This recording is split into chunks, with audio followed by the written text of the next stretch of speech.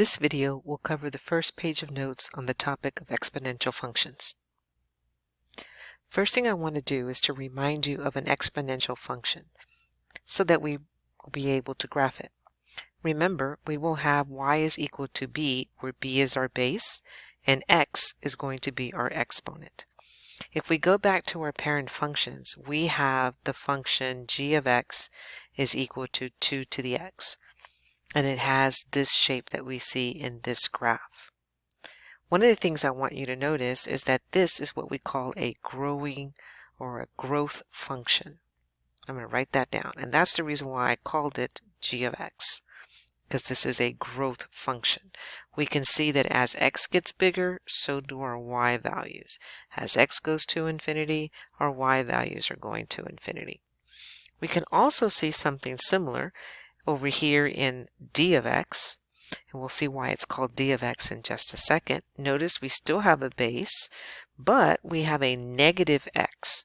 So in other words, remember that I can have our 2 to the negative 1 to the x power. And when I multiply these two, that's how I'm getting that negative x exponent. But we can also take a look and say 2 to the negative 1 power is the same thing as 1/2. And then we still have the x power on the outside. So this is the same thing as 1/2 to the x power. This one we will call a decay function. And why is it called a decay function? Because as x is getting bigger towards infinity, our y values are getting smaller and smaller and smaller and smaller. It's decaying and becoming smaller. So that's why I called it a d of x. The big thing I want to make sure that you understand is that we're going to have exponential growth functions and exponential decay functions. I want you to know what their shapes look like. We also want to make sure that we know their behavior. So one of the things that we're going to find out is that the base for a growth function is always going to be greater than 1. And then if it's a decay function, the base will be less than 1. It will be a fraction. But one big thing we need to remember is that the base will always be a positive number. So over here for growth, we said the base would be greater than 1. And over here for decay, the base would be some number between 0 and 1.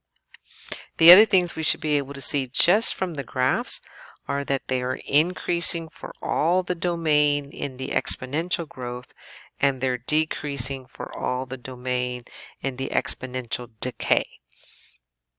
The other interesting fact about these graphs and these particular functions is that they have an intercept of 0, 1, because if we have 2 to the 0 power, anything to the 0 power is 1. So that's the reason why our x value was equal to 0 and our y value is equal to 1.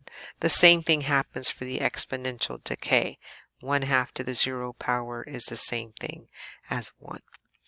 Both of them have the horizontal asymptote of 0, and we can see that we don't see any values going below y is equal to 0. So we have a horizontal asymptote for both of them to be y is equal to 0. The other thing we notice is that it will always have the point 1b. What does that mean to us? If we have 2 to the 1 power, it's going to equal to 2. In fact, anything to the 1 power will be that anything.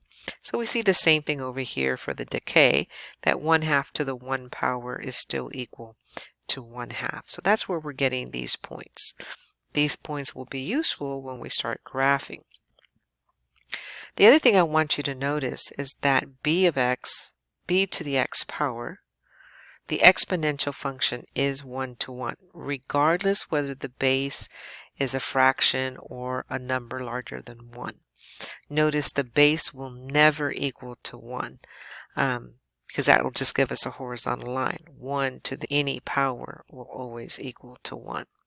So notice the base will never be equal to 1, and the base will always be greater than 0, a positive number.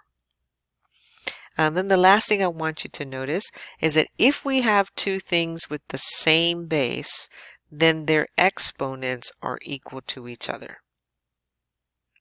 And that concludes this video.